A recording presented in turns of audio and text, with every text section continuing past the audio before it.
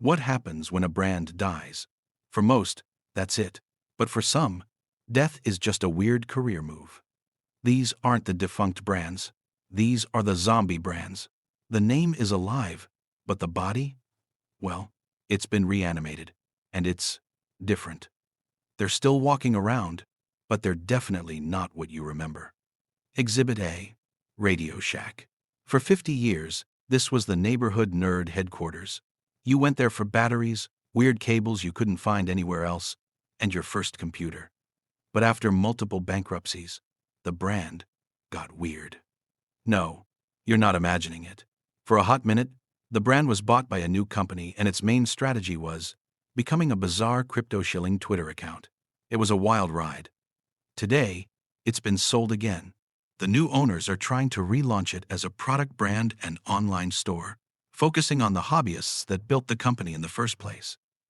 This zombie has had a strange afterlife, but it's still twitching. If RadioShack is the weird zombie, Atari is the ship of Theseus's zombie. This is the brand that practically invented the home video game industry. It's legendary. But the company you remember? It's been dead since the 90s. The Atari that exists today is a French holding company that just owns the iconic name and logo. They're not the trailblazers from the 70s. They're a licensing company. They make retro consoles, license the name out for new games, and, get this, Atari-themed hotels. So, the brand is everywhere, but the original company is long gone. It's the ultimate, in-name-only zombie. And then, we have the zombie we're all secretly rooting for, Toys R Us. Unlike the others, this one felt personal.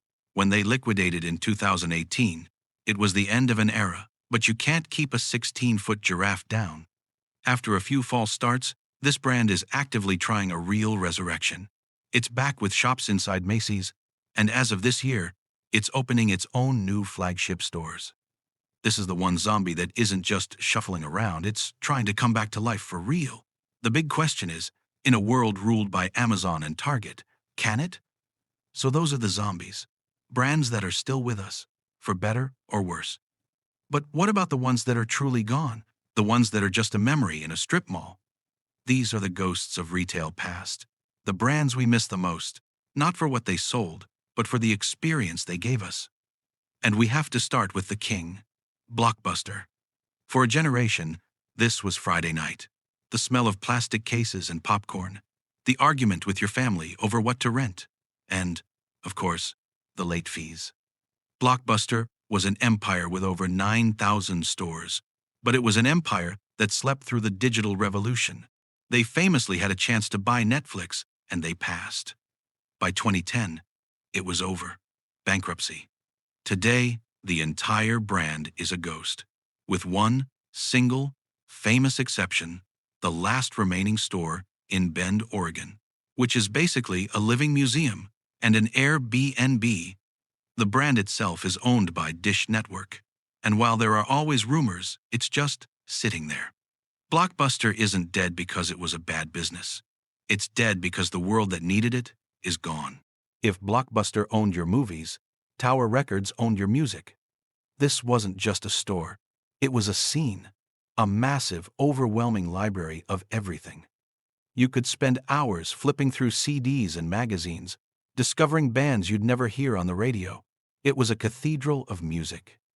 But just like Blockbuster, the digital wave hit it like a truck. First Napster, then iTunes. Why drive to a megastore when you could download a song in 3 minutes? By 2006, the music stopped. Now, someone did bring back the name as an online store in 2020, but that misses the entire point. Nobody was nostalgic for the logo.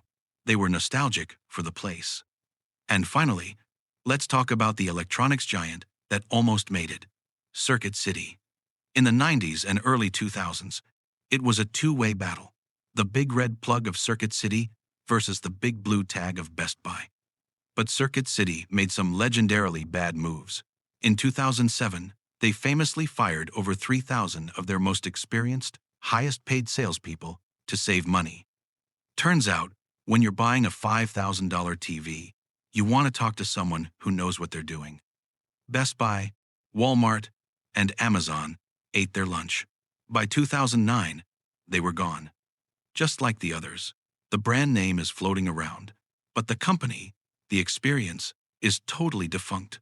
It's a ghost that just reminds us how fast a giant can fall. So, we have the zombies, and we have the ghosts. The zombie brands like RadioShack and Atari are still walking around, but they're just a name, a shadow of what they were. And the ghosts like Blockbuster are gone, but they're the ones we actually miss. It proves that a brand isn't just a logo or a product, it's an experience. And when that experience is gone, you can't just bring it back by buying the website. But what do you think? Which defunct brand do you miss the most? And is there any brand on this list that you think could actually make a real comeback today? Let me know in the comments. This has been Story Vaulted. Thanks for digging in.